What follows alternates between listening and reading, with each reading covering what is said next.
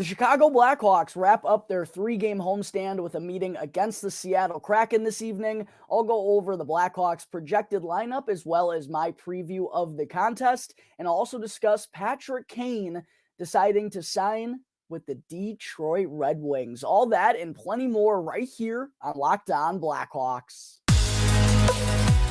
You're Locked On Blackhawks, your daily podcast on the Chicago Blackhawks. Part of the Locked On Podcast Network, your team every day.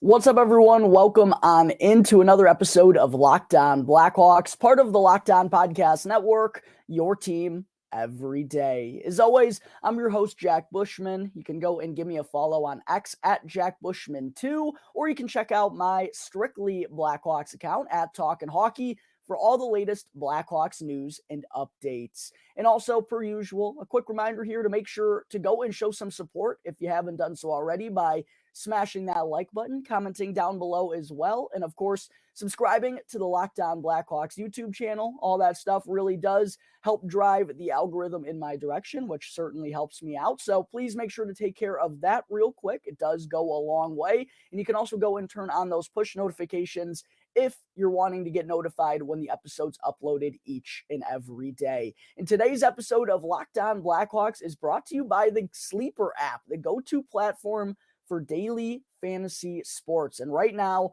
you can go and use the promo code LOCKEDONNHL in all caps to get up to an $100 match on your first deposit. Again, that's promo code LOCKEDONNHL in all caps with Sleeper.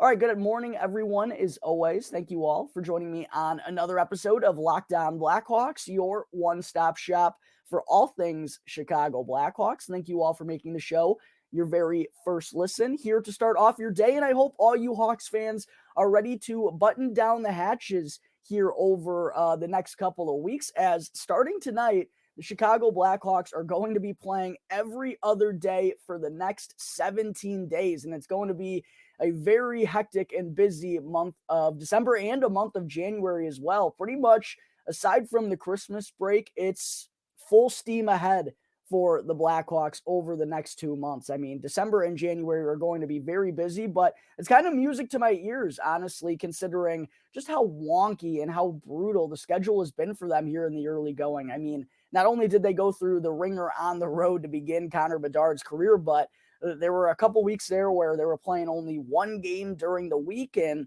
would have, back-to-back games during the weekend, these 1 o'clock starts, which aren't going away, might I add. There's a 2 p.m. Central Time puck drop this Saturday, followed by a 1 p.m. Central Time puck drop on Sunday. So if you kind of feel like I do, not really a fan of those, at least this consistently, they're not going away just yet. But it does make for a lot more fun as someone who hosts a show covering the Blackhawks, given that, the games are what we really get revved up for. And I love breaking those down and previewing all of those matchups. So going to be nice to get in a little bit of a flow here the next couple of months as the Blackhawks take on a very busy schedule. But before I get into tonight's matchup with the Seattle Kraken, Blackhawks fans, some breaking news dropped earlier this morning as multiple reports came out stating that Blackhawks, 3-time Stanley Cup champion, and most importantly, the greatest American hockey player, I guess maybe not most importantly, but in my mind, in a lot of people's minds, the greatest American hockey player of all time,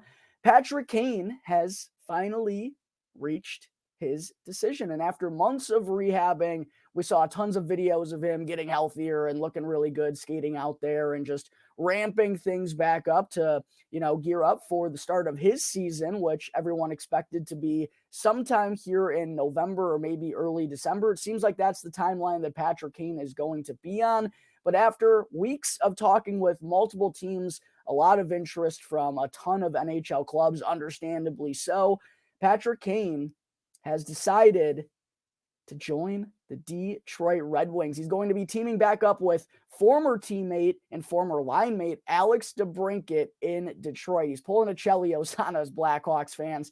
What a weird announcement. And last night before I went to bed, I saw a tweet from Jordan Schmaltz, of all people, saying that his phone has been buzzing here recently, and he got a report from someone saying that Kaner was going to be signing with the Wings in the next 3 to 7 days. And when I saw that, I was like, yeah, I mean, I believe it, but I'd like to see an actual insider kind of report on this matter. And then sure enough, this morning, Chris Johnson, I believe, was the first one on it. Yeah, just a very, very weird feeling. I mean, 13-year-old me would be absolutely fuming right now and having a heart attack. And it definitely is a little bit weird, but now that the Red Wings are out in the Eastern Conference, I got to admit, I'm not as frustrated over the matter as I would have been, 5, 6, 7 years ago. I still consider it a rivalry. It will always be a rivalry in my mind, even though the Wings are out east now. But I know a lot of people don't feel that same way, but I'm sure there are a lot of mixed emotions about Patrick Kane, particularly from that older generation, I'm sure, that saw Chris Chelios go to the Detroit Red Wings. They're probably like, are you kidding me? We have to live through this again with another Blackhawks legend. I certainly understand it. I don't like it whatsoever. It does give me the heebie-jeebies. But it is a little bit different now that the Blackhawks aren't, just head-to-head with Detroit every year, and those brawls and those tough matchups aren't what they used to be, and they don't mean what they used to mean as well. But undoubtedly an odd feeling. I mean, Patrick Kane, thinking about seeing him wearing the Red Wings sweater, I mean, come on. It definitely does not feel good to say. But as far as how it landed to Detroit, I mean, kind of, I don't want to say an outside the box type of signing here by Kaner, but I talked about this, excuse me, many times here on the podcast when breaking down what Kane's decision could be. He was going to have a really tough question to ask himself, and also found himself in a bit of a tough scenario. First, he had to ask himself if he'd be willing to take basically no money. That is what it would have to take to go to one of the top teams in the NHL, one of the teams we project to be at the top of the NHL standings, because most of those squads just don't have any cap freedom right now. They're still in salary cap hell post-COVID. They're still feeling the ramifications of that.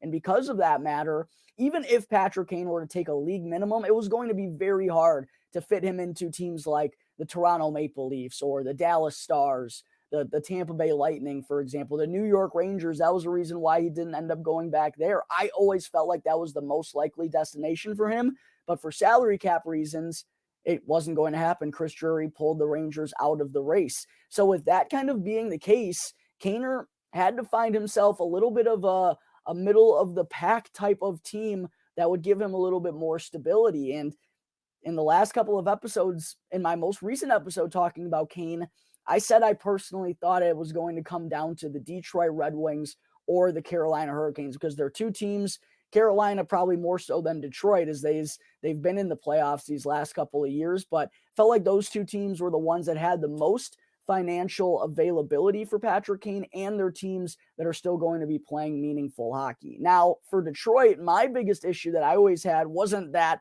my bias with being a Blackhawks fan, and that Patrick Kane wouldn't join the Red Wings because he didn't want to break our hearts. No, I didn't think that was going to come into play. I just wasn't sure if Kaner thought that the Red Wings were ready enough to go and win a Stanley Cup. And, that's the ultimate goal, and he hasn't really sniffed it in almost a decade now. So that was kind of my one thing that held me back about saying Detroit. But quite honestly, I just don't think Patrick Kane had many other legitimate options that he can go and sign with. It felt like it was down to Detroit and maybe Florida. But one thing to consider, Patrick Kane's always been kind of a Midwest to the eastern side of things type of guy, right? Playing for the Rangers, playing for the Blackhawks, being a Buffalo native, playing for the London Knights in the OHL. He's never really been far from home, and his dad loves to go to his games, and family, traveling to Florida, that just seemed like a little bit much. So Detroit, it kind of seemed like a good fit for all things accumulated. They're off to a good start this year. Are they ready to win a Stanley Cup? I don't think so. But again, I don't know if Kane had many better options. They also have the financial freedom. They're not too far away from his home of Buffalo. It just kind of felt like it was the right middling spot for Patrick Kane. So yeah, certainly a weird day though, Blackhawks fans. Not exactly sure when Patrick Kane is going to be making his debut for the Red Wings, but the Blackhawks do face off with them this Thursday at Little Caesars in Detroit. So we'll see if Patrick Kane is going to be good enough to go by Thursday evening. But Yeah, Patrick Kane sounds like he is officially signing with the Detroit Red Wings. We don't have the terms or the details of the contract yet. We don't know if it's a 1-year deal or a 2-year deal and how much money he's going to be getting. But it seems basically set in stone at this point that Patrick Kane is going to be joining the Blackhawks' longtime rival, Detroit Red Wings, to join back up with former Blackhawk Alex DeBrincat. All right, folks, there is my initial reaction to Patrick Kane electing to sign with the Detroit Red Wings. Coming up in just a moment here, I will get into my preview of the matchup tonight at the United Center against the Seattle Kraken. But first, I need to talk to you all about Sleeper. The NHL season is finally here. Are the Vegas Golden Knights going to reign supreme once again? I love the NHL. I love hockey, and I know all you out there do as well, and that's why I'm here to talk to you about Sleeper. Sleeper is my go-to platform for daily fantasy sports and especially daily fantasy hockey, because with Sleeper, you have the chance to win 100 times your cash on daily fantasy action. The NHL has literally never been more exciting than it is right now, with star power like Nathan McKinnon, Cale Makar, Artemi Panarin, Jack Hughes, Connor McDavid, Leon Draisaitl, and of course, our baby boy Connor Bedard out here in Chicago. And all you have to do with Sleeper is simply select more or less based on their stats provided, such as goals, assists, points, saves, and more. And again, Sleeper offers you the chance to win 100 times your cash on daily fantasy hockey. So go and make the right picks, and you could win real big. I think we got to be riding with Connor Bedard getting a goal tonight this evening, right? Blackhawks fans, he's been a little bit quiet these last couple of games. I think he could have a breakout night here against the Seattle Kraken. Entries can be made in under 30 seconds, and Sleeper is live right now in 28 plus states. And you can also go and use that promo code listed down below. That's LockedOnNHL in all caps, and you'll get up to an $100 match on your first deposit. Again, that's promo code LockedOnNHL in all caps, and go and see Sleeper's terms of use right now for more details. All right, segment 2, the Chicago Blackhawks. Before I do that, back here on the Locked On Blackhawks podcast, the Blackhawks play the Seattle Kraken here this evening at 7:30 p.m. Central Time, the first time these two teams meet this season. And you can catch all of the action of the Blackhawks' hometown broadcast with SiriusXM on the SXM app. Just search Blackhawks. All right, segment 2, I mentioned it's going to be quite a busy schedule for the Chicago Blackhawks in the next 17 days. They kick off this busy stretch with a meeting tonight at the United Center against the 8-9-5 Seattle Kraken, who haven't gotten off to the best start this season, but still currently sit 4th in the Pacific Division because of a lot of struggles of teams out west here so far early on in the year. The Calgary Flames obviously haven't been good. The Edmonton Oilers have been getting a lot of attention for their early struggles. And then there's the San Jose Sharks, who find themselves right at the bottom of the standings along with the Chicago Blackhawks.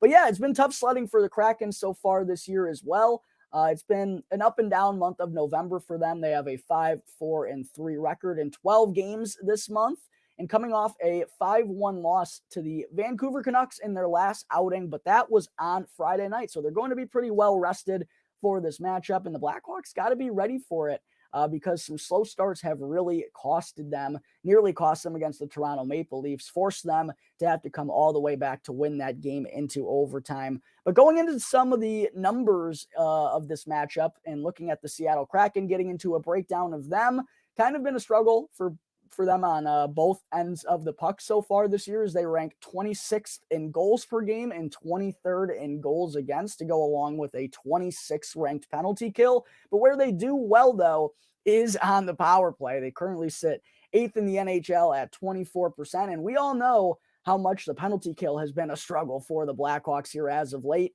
Through their first 10 games in the month of November, there's only been one of them where they haven't surrendered a power play goal, and they've given up a PPG in 11 of their last 12 total. So got to stay out of the box. I mean, it kind of feels like I'm a broken record here. Blackhawks aren't doing themselves any favors when they're taking a handful of penalties. Staying out of the box seems like it's going to go a long way to slowing down this Kraken offense here tonight. But as far as their leading scorers, looking at the guys who have kind of led the way for them offensively, it's pretty noticeable that it's been a committee approach for this Kraken offense. Oliver Bjorkstrand and Vince Dunn are currently their leading scorers, their co-leading scorers, I guess I should say, excuse me. as they both have 19 points, but they have a lot of guys who are already up in double digits. Jaden Schwartz, Jared McCann, Ellie Tolvanen, Yanni Gord, Jordan Eberle, and of course, reigning Calder Trophy winner Matty Beniers. All of them already have 10 points on the season. So it's been a committee to get the job done for the Kraken offensively. Blackhawks aren't going to be able to just target one line, which honestly, I don't know if they're even capable enough defensively to really be targeting just one line. They can't be taking shifts off against anyone, but it is worth noting that Seattle has kind of got it done by everyone chipping in offensively, and it hasn't just been one line carrying the way for them this year. And then in goal for the Kraken, I'm really interested to see who it's going to be. I'm recording this at 9 o'clock in the morning, so we don't have the morning skates here as of yet. But out of the Kraken's first 22 games, they have split the starts evenly between Philip Grubauer, who, is getting the money and figures to be their starter, but he's only been in net for half their games thus far, as he split with Joey Daccord. But neither of them have really been all that good for the Kraken. And this feels like it is one of the biggest weaknesses of this team, and kind of has been the last couple of years. It feels like goaltending has really been one thing. I know it was good for them last year when they made a run in the Stanley Cup playoffs, but it feels like so far since they've been a franchise, that's kind of been one area. Chris Driedger, it was, who they gave a big contract to from the Florida Panthers. Feels like that's been a flaw of theirs. Both Daccord and Philip Grubauer have save percentages below 900. The one difference, Grubauer has a 3.66 goals against average, while Daccord has a 2.99 GAA. Again, not sure at this point which one of those two is going to be in net, but regardless, it hasn't been great for them so far between the pipes. All right, folks, there is my quick preview of tonight's matchup against the Seattle Kraken, the Ryan Donato revenge game, possibly. I'll talk about the Blackhawks lineup here in just a moment. But first, I got to talk to you all about Collective. If you run a small business, then you're an army of one, but you still need a CPA, a bookkeeper, separate payroll solutions, and more. Let Collective take care of the paperwork while you take care of the business. The best part, it's at a fraction of the cost of a CPA, and Collective is the #1 financial solution for freelancers, contractors, and self-employed entrepreneurs that lets you focus on your passion and not the paperwork. So right now, go and join the thousands of solopreneurs who have saved an average of $10,000 per year on taxes with their structure at Collective. And right now, Collective is also offering 1 month free and no onboarding fees when you go to collective.com/LockedOnNHL in all caps and tell them the Locked On NHL, the Locked On Podcast Network sent you. Again, you'll get a $550 value for absolute free when you go to collective.com/LockedOnNHL. Just make sure to tell them the Locked On Podcast Network sent you. All right, back here on the Locked On Blackhawks podcast, part of the Locked On Podcast Network, your team every day.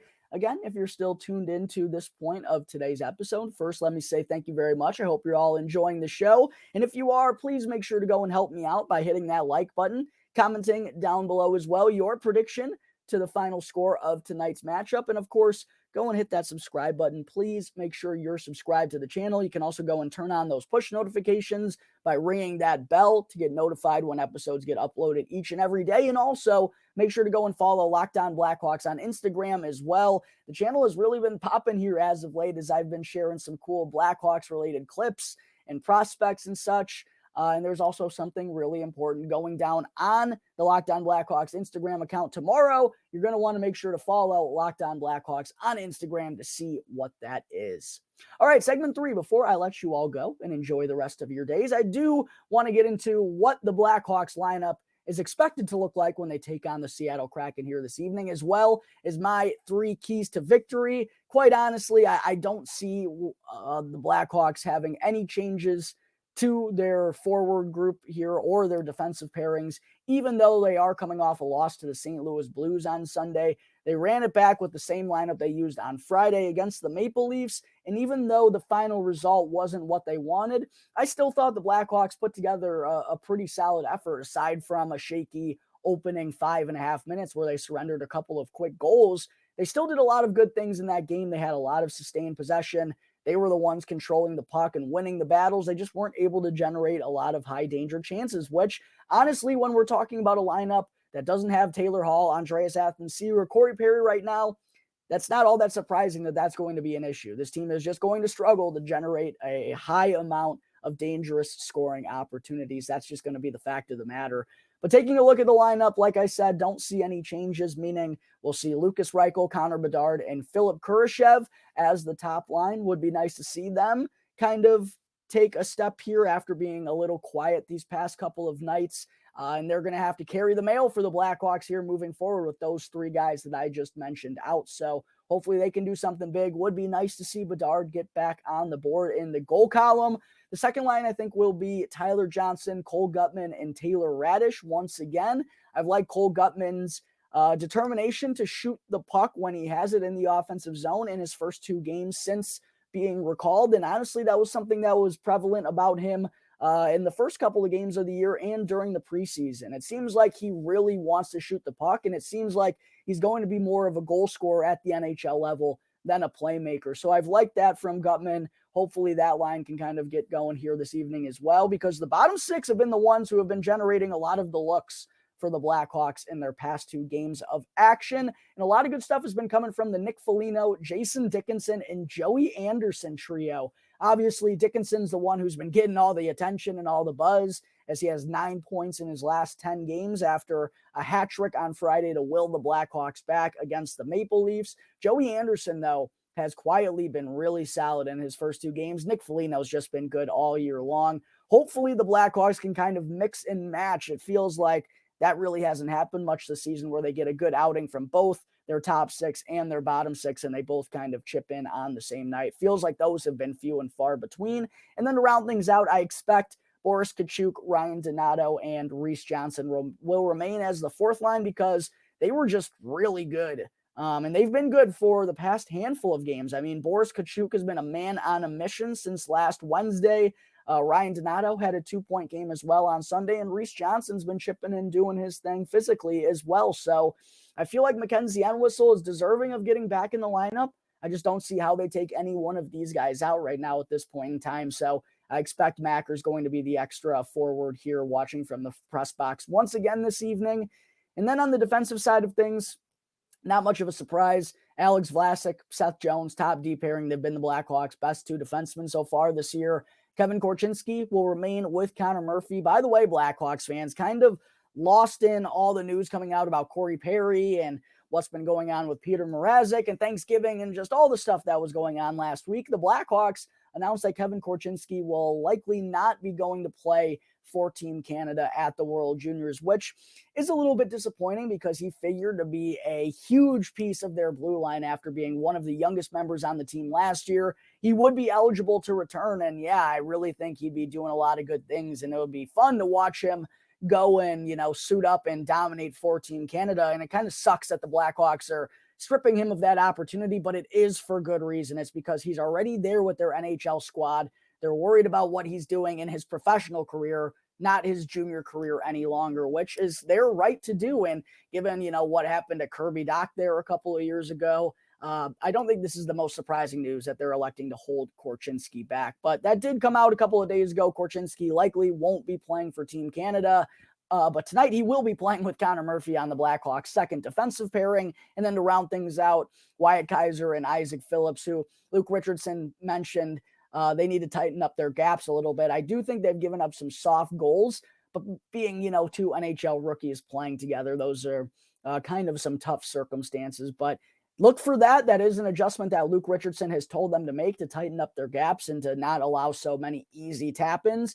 Feels like Wyatt Kaiser's kind of been guilty of that a lot this year. So we'll see if they'll be able to make those adjustments. But both of those two did get on the board offensively on Sunday, as Kaiser doubled his season point total with 2 assists, and Isaac Phillips picked up 1 as well to give him 2 assists in his last 3 games. As far as who we can see in net, this is $1 million question as well that I'm kind of itching to see what the case is going to be during the Blackhawks morning skate, because as I mentioned on yesterday's episode, there's a little bit of an incident going on, or a little bit of a situation going on, I guess, right now with Peter Mrazek. Maybe there is, maybe there isn't. I don't know. It's hard to tell, but He was absent from Blackhawks practice on Thursday, just like Corey Perry was, served as the backup to Arvid Soderblom in each of the Blackhawks' last 2 games, despite undoubtedly being the better of the 2 netminders so far this year and arguably being the Blackhawks MVP. Certainly was a little bit weird that Peter Mrazek wasn't in that, particularly for Friday's game against a really good Toronto Maple Leafs offense. If you want to hear more about the situation, make sure to go and check out the episode that dropped yesterday as I got into detail about what's going on with Corey Perry and Peter Mrazek.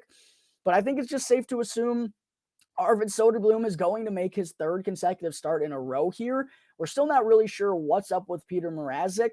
I've seen some people suggest that maybe he was packaged into a deal with Corey Perry potentially. There's been rumors about him just getting traded to Edmonton straight up.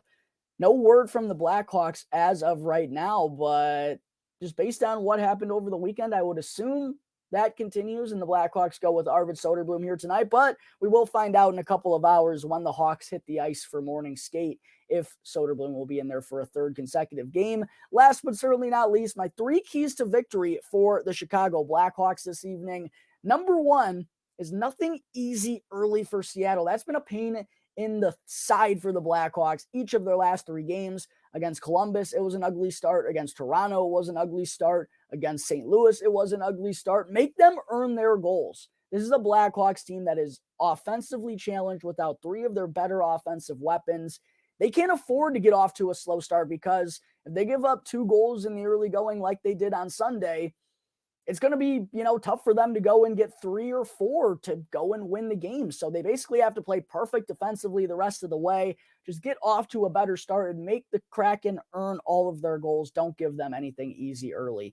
Number 2, my second key to victory is for the Blackhawks bottom 6 to continue spending their shifts in the offensive zone. That's maybe been one of the most noticeable things about the Blackhawks in their last few nights of action is that the bottom 6 has really been doing a lot of good, winding up on the right side of the analytics, leading by a handed margin in scoring chances and shots on goal. You love to see that. And again, with this Blackhawks struggling offense, hopefully they can get some bounce back from Bedard, Reichel, and Kurashev here this evening.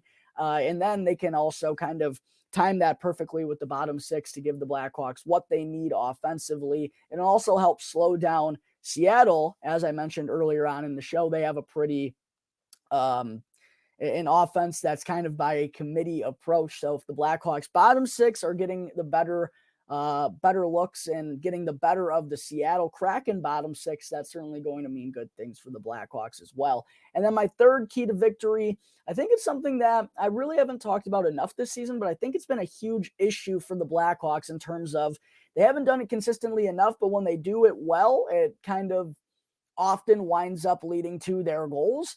It's for the first forechecker into the offensive zone to really be aggressive, to be not hesitant, to be out there, to get on the puck as soon as possible, because it feels like one of the biggest issues with the Blackhawks power play is they can't go and retrieve any pucks. Like, they're not fast enough. They're not big enough to go and win battles. Like I said, they're not fast enough to get there first.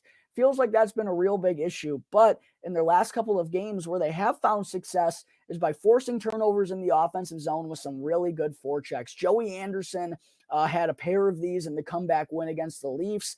Taylor Radish, I believe, had a really noticeable one on, I think that was Sunday against the St. Louis Blues. Nick Foligno has been doing a really good job of that all season long as well. It feels like that's led to a lot of the Blackhawks' better scoring opportunities recently. It's been by creating turnovers via the first forechecker. So that's another thing I think the Blackhawks need to key in on tonight to slow down the Kraken going up the ice. That first forechecker, get on the puck as soon as possible and wreak havoc, because that's how the Blackhawks have been generating a lot of their goals as of late. All right, folks, I think that is going to wrap up today's episode of Locked On Blackhawks. As always, thank you all again for tuning into the show, and be sure to go and follow Locked On Blackhawks for free right now, wherever you may be listening to your podcast, and to go and subscribe to the Locked On Blackhawks YouTube channel, and that way you can get the latest episode as soon as it becomes available each and every day. As always, I'm your host, Jack Bushman. Go and show me some love by following @JackBushman2 on Twitter, and go and follow my Strictly Blackhawks account @Talkin' Hockey for all the latest Blackhawks news and updates. So until tomorrow's episode, go Hawks. Let's see if we can pull off the dub to wrap up this homestand tonight against the Kraken. I still can't believe Patrick Kane is a Red Wing. I think we officially live in a simulation. Until the next episode, that's going to do it here for the Locked On Blackhawks podcast, part of the Locked On Podcast Network, your team every day.